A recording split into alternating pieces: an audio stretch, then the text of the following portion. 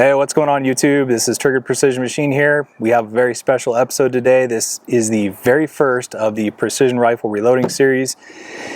This is going to be a long series, so buckle up you guys. The first one is going to be really cool because I have a good buddy here, Wyatt Lassiter.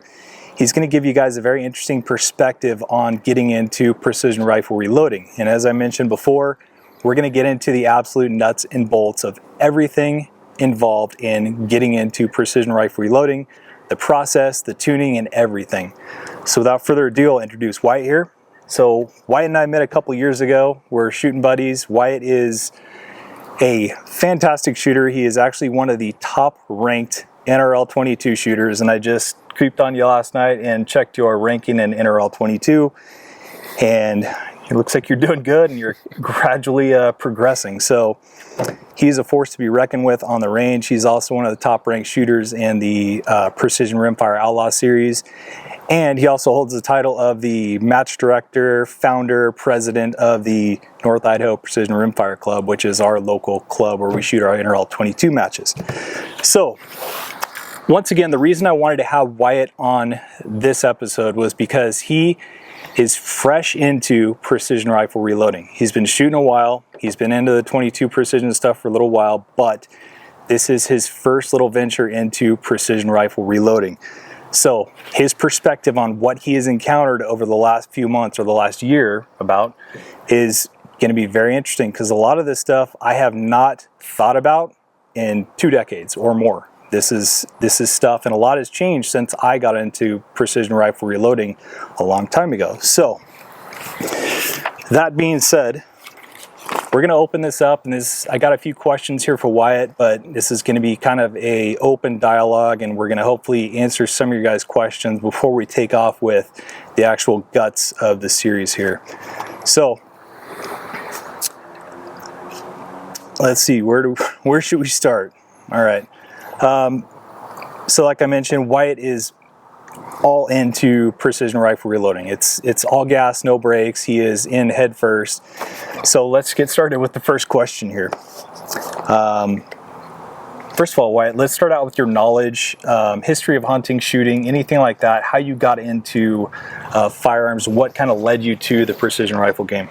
Yeah, so really I didn't grow up hunting or shooting, really, for that matter. My family did a little bit of like upland game, bird hunting, but no big game hunting, no long range shooting, anything like that per se. As I grew older, I kind of, had a little interest in it, and my dad and I played around in a little bit of like long range varmint hunting as I was, in my teens, and kind of got out of it from there. Just didn't really have a lot of time for it, but we're hand calculating dope and that kind of thing.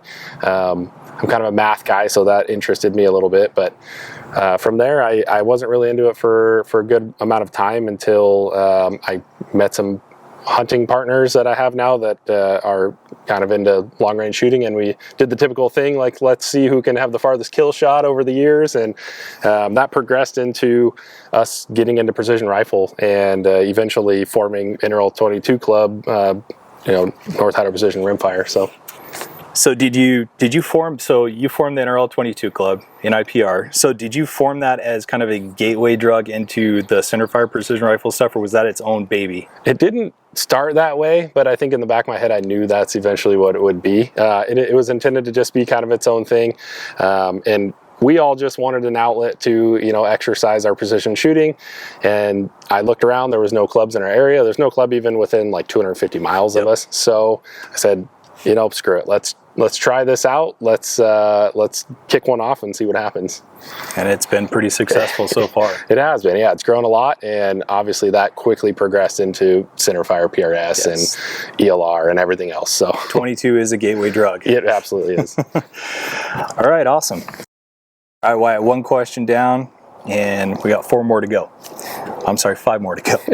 So when you set out to get involved in centerfire rifle shooting, what resources did you use to familiarize yourself with reloading, the tools, the process of reloading? We're going to expand on this a little bit more outside of reloading, and I want to ask you about how you decided upon your rifle, the caliber, and any other resources that you are going to use for precision rifle shooting. Yeah, absolutely. You know, I'm really big on research, so I spent a lot of time before I decided to get into reloading at all just reading forums. I did a lot of time on forums, as well as YouTube. I went as far as I would watch YouTube videos of PRRS competitions, taking notes of what calibers guys were shooting, what chassis they were shooting, scopes. I mean, everything. I collected a lot of data that way. And then like the Precision Rifle blog, what the pros use. They don't do that unfortunately anymore, but they used to do a yearly survey and tell exactly what the pros used. Yep. I wish they would continue to do that because that was an incredible resource. That was awesome. But that's kind of the main place that I started was, a lot of forums and a lot of YouTube. Okay. So that's how you led yourself. So you're going to shoot the 6 Creedmoor for the next PRS NRL season, correct? Yep. So that's what led you to decide on that caliber. And we got a question kind of a little bit later, but we're going to talk about more of your caliber selection and the rifle selection and how those two go hand in hand. So what were some of the standout resources that you used to educate yourself? There's a lot of nonsense. There's a lot of BS out there, especially on the internet, especially in the forums. You can get a lot of bad information if you're not careful. What were some of the good resources that you found that you would recommend to a new reloader out there? Absolutely, yeah. In any of the modern reloading series that you see on YouTube, they're a little bit limited. A lot of them don't go into detail, which I think is what has driven you to kind of produce this series. But any of those modern ones are a good starting point. One thing I definitely noticed quickly is, on the forums, there is a lot of dated info. So selecting a more modern cartridge and something that I knew would have all more modern information associated with it was important. I think if you dive into this looking into 308, you're going to potentially find a lot of 10-year-old data that doesn't necessarily apply to today's powders and technology and things like that. So I think that was definitely critical. I watched a lot of Eric Cortina stuff, F-Class John stuff. The guys that really take it to a next level of precision appealed to me. Kind of the no-hold bars, ultimate, accuracy achievable kind of stuff, which really appealed to me. So that's interesting. A lot of those resources I never considered. So on that same note, what are some absolute dead-end resources that you would maybe divert someone away from so they don't get fed bad information? Yeah, like I said, any of the older stuff on forums, it's pretty obvious quickly that it's well outdated.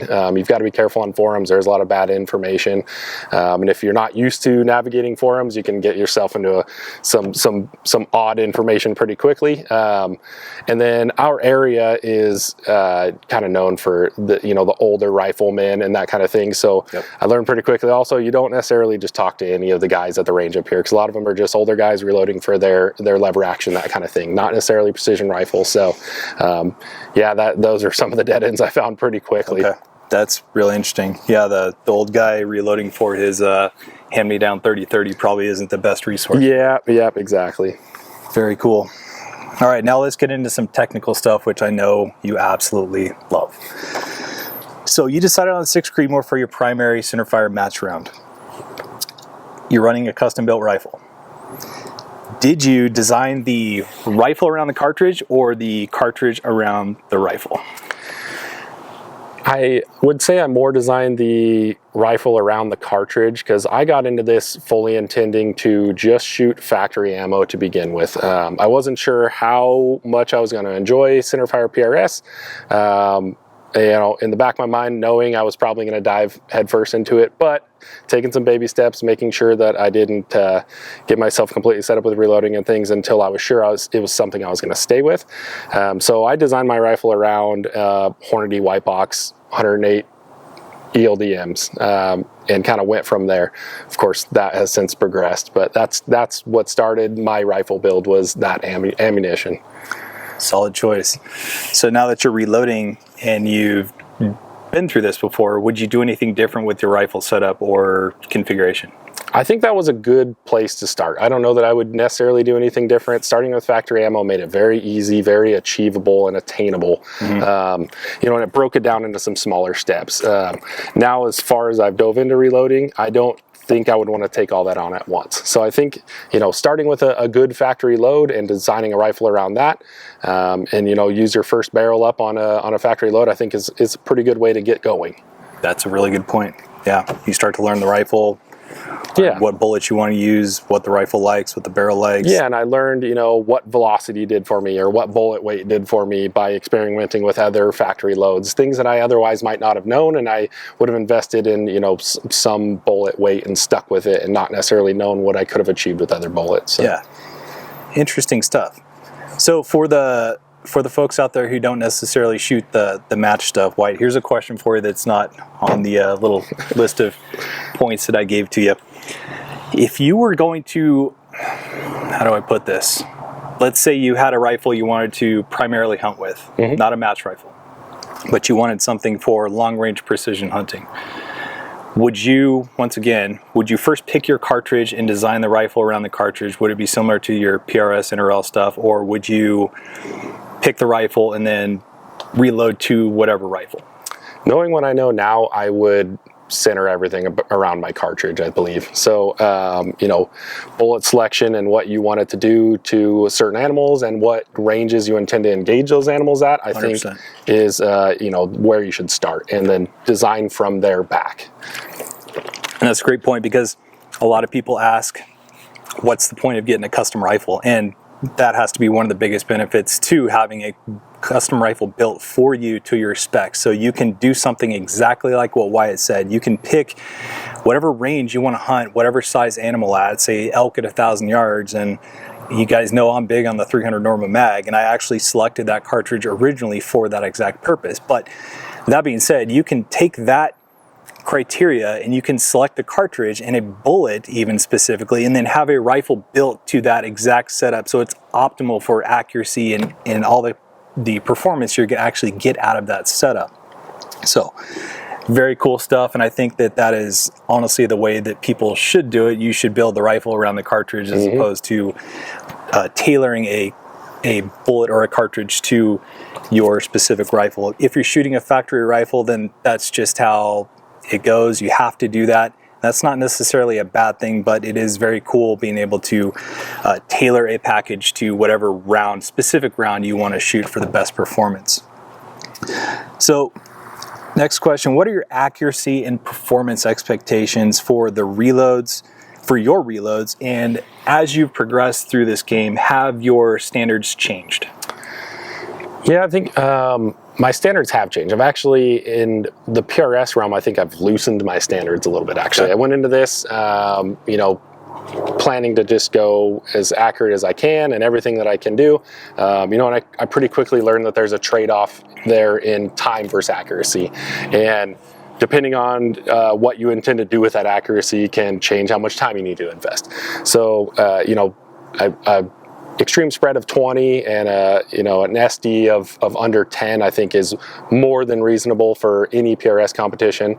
I know I've been beat by a lot of guys that are in those numbers, so I think that's kind of where I've ended up with a goal for my PRRS loads. That's super interesting, and that brings up another great point, is tailor your expectations to whatever game you're shooting. For instance, the numbers that Wyatt just threw out, extreme spread at 20, that might not fly, that wouldn't fly for the extreme bench rest guys, the guys who are shooting legitimate 1 caliber diameter holes at 100 yards consistently. That's not how they get consistency and accuracy like that. But for games like PRRS, NRL, for hunting and stuff like that, have a reasonable expectation of what you want to accomplish with your reloading, with your rifle, etc. And you can always change your expectations or your standards as you progress through it, but don't bog yourself down by reaching for absolute precision perfection when it's just not necessary, or it doesn't make any difference. Good stuff. So you kind of already touched on this with the availability of factory ammo, but with the rampant available good match ammo, so we have Hornady, we have Prime stuff, we have several good manufacturers of good ammo out there that I would have no problems shooting a match with. Why did you choose to get into reloading? Yeah, and like I said, I've shot PRRS matches and placed very well with Hornady white box. But you know, with that said, the reloading really appealed to kind of the perfectionist nerd in me and my engineering brain, and my desire to learn and see how far I can take things. That's kind of what I ended up doing with most things in my life. Is I want to push the boundary, and I could also see the horizon of, you know, me taking PRRS later into ELR shooting and that kind of thing, and testing my absolute accuracy in those kind of situations. So that was kind of the main thing that drove me to get it. I ultimately never intended to get into reloading, but here we are. So here we are. So was money savings ever a consideration when you were looking to get into precision rifle reloading? It was. I started out with I built a spreadsheet. I'll preface this with saying I'm very much a buy once, cry once type of person, but I have limits to that, which is, you know, if it's something that is going to last me the rest of my life, I'm 100% going to abide by that rule. If it's something I think I might dip my toe in and transfer out of later, I might pull that back a little. With that said, I definitely went the buy once, cry once direction with all of my reloading equipment. Yes. I started out with a much simpler setup in mind, basically a coax and some, you know, basic trimmer and just normal average items that most guys would buy. Then where I went from there was really I stood back for a second and figured out how far I want to take this thing, and decided that it was worth it for me to stretch my purchasing out over a longer amount of time and ultimately get essentially what I would consider some of the best components that I can get. So you want to tell everyone kind of your setup right now is very, very similar to what I'm running. You want to go through kind of what you've landed on as your, I mean, this is, from what I've gathered, you pretty much bought what you have wanted. Like this is your dream reloading setup, if you will. Yeah, and I will say that you and I ended up at this the same tools separately. I didn't really have a lot of input from a ton of people on exactly what tools I bought, and we ended in the same place. So that should tell you something for, you know, what I think is some of the best things out there. Ultimately, I ended up with a Area 419 Zero press, an Auto Trickler V4 on a FX 120i scale. A Giro case trimmer, an ugly annealer, and, you know, basically a whole bunch of other Area 419 goodies and kind of everything else kind of top of the line that I could find for all the other little accessories. Yeah, I mean, when you get through it, the way the reloading tools and stuff is, it seems like there's a lot of stuff that's kind of in the, I'm not going to say the low end, because there is some low end reloading stuff, and there's a lot of stuff that's built towards just the general consumer market. It's really high quality stuff. It's the Redding, the RCBS stuff, the Hornady stuff. It's super high quality stuff. I use all their dies. I've used their presses. I have nothing but good things to say about any of their products. But when you venture out of that sort of realm, you jump into a much higher level where there's fewer players. So like Wyatt just said, we have the Area 419 press. There's some other German presses out there that are phenomenal and also cost a lot of money. But you start to narrow down things a little bit finer when you jump up in that quality and that price point. So very interesting progression that you had going through the reloading stuff. You started out, like you said, with the very entry-level stuff, which is exactly what I did. And unfortunately, those are kind of growing pains that we have to go through sometimes. And fortunately, though, the used market for this stuff is pretty good out there from other people who want to get into reloading and not pay full retail price for some of these things. So it's pretty easy to be able to sell this stuff on some of the internet forums and regain at least some of your money. All right, Wyatt, that's some great info. So kind of wrapping all this up, is there any advice that you have for a brand new reloader who's looking to just get started? Yeah, I think the best piece of advice I could give would be to find a reloading mentor, right? So I found a couple different people, you being one of them, that really I trusted, that have been reloading a long time, that have learned all of the hard lessons and might save you from, you know, having to learn some of those on your own and some of those growing pains. But you know, certainly someone that's up on the modern reloading as well. Like I said, there's a lot of guys, especially in our area, that are just reloading for their 30-30 to go kill a deer every year. They don't necessarily understand and can't necessarily wrap their mind around some of the modern reloading things that we do, and spending the amount of money on some of the tools that we would. Yep. You know, someone that understands PRRS and what the goals are for those types of things, I think is important. So along the way, I'm sure you've bought and sold stuff for a loss.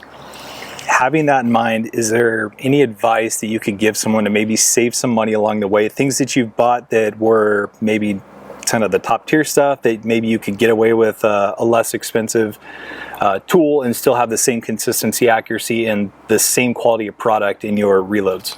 Yeah, I think it's definitely the 80-20 rule with this kind of stuff. I think you could spend basically 20% of the money and get 80% of the way there. You know, I think you know, Forster coax, you know, and like an RCBS powder thrower and things could get you really close to your goals and where you want to be, and probably meet most of the goals. But you know, if you want that at last 20%, or if that appeals to you, you definitely have to take that next step and go up to those higher end things. With that said, you know, there definitely is some traps with some of the tools that are out there that I don't think are all that they're hyped up to be. You know, doing your research and really watching YouTube videos and paying attention closely to which ones are sponsored and which ones aren't, and which ones are giving you legitimate reviews, I think is important, because I have seen some information out there that I don't necessarily agree with. So yeah, that's a great point. Is once again just trying to wade through all this stuff on the internet and figure out what is valid, what is honest, as opposed to someone who's getting paid to promote an item, or they're sponsored by the manufacturer of the item. Yeah, all great points, all very interesting stuff. It's funny you mentioned kind of the Forster coax. So I started out reloading precision rifle ammo on a Dillon 550 progressive press, and very, very basic stuff. I was using Lee precision dies, and I loaded some phenomenally accurate ammo with that press. In fact, I still have the targets out there, and you're looking at groups in a 308 that were sub quarter inch for 5 shots out of a progressive press. So it just goes to show, having the higher end precision rifle reloading equipment, I consider it a luxury. Would you agree with that? Yeah, absolutely. Yeah, it's for sure. Yeah, so it's more of a luxury item. It isn't 100% necessary. If you have the funds to purchase it, what I've always said is it makes reloading more enjoyable. You have an absolute beautiful press to sit there and reload your ammo on. You have an awesome little case trimmer it's similar to pushing it reminds you of grade school when you're pushing a pencil into a pencil sharpener. It's the same thing. The Giro trimmer is awesome. All the kind of nifty little things that make reloading more enjoyable, because let's be honest, like, I personally don't like reloading. It's a thing that we have to do, and it's a thing that we do to participate in our sport and have the accuracy and the quality of ammo that we want, but it's not a pastime of mine per se. Would you agree? Yeah, and I'll add to that, the time is a factor as well. I'm a time limited person, so I was willing to, you know, step up to some of the items that I knew would save time in my reloading. So that was definitely a consideration for me. Anything where I could shave a little bit of time off, it was worth it for me to spend some extra money to get there. So that is an excellent point. So time is money, and especially when you're new to reloading, more important to get the ammo out there and get to the range and get shooting, as opposed to sitting behind a reloading bench and trying to nitpick every single detail about it. But that wraps it up, Wyatt. Thank you very much for joining us. Hopefully this is the first of many guests that I have on the show, because I thought this was an awesome format, and it's just nice to get a different perspective on things. Like I said, I'm kind of far removed from getting into precision rifle reloading, so when I was jotting down all this information on the outline here, there were some holes, and I think Wyatt did a pretty darn good job of filling those holes and putting some information to you guys that kind of answered some of the questions that you might have if you're getting into precision rifle reloading. And we kind of actually dove into competition shooting a little bit as well, which is a whole animal in itself that we can maybe get into on a later date. But Wyatt, appreciate you coming in. Got a hat for you to replace your NIPR one. Appreciate it. And just to reiterate, you guys, Wyatt is the Range Master President and founder for the North Idaho Precision Rimfire Club. If you guys are interested in coming out and joining us for any NRL 22 matches and you live in the Pacific Northwest region, do a Google search for NIPR, North Idaho Precision Rimfire Club, and come join us at one of the monthly matches, because Wyatt does a fantastic job running the matches. They're growing immensely, and we got a great group of guys that we shoot with. So that's it for today, Wyatt. I appreciate it, man. Thanks, Sean. Yep. Thanks for having me. So that wraps up the first part of this, you guys. Now we'll have part 2 coming up, where we actually dive into some of the specifics that Wyatt and I just talked about. We're going to dive into that even deeper, and we're going to go into the details about cartridge selection and stuff like we just talked about as far as building your rifle around the cartridge or the cartridge around the rifle. So stay tuned for that. Coming right up, you guys. See you later.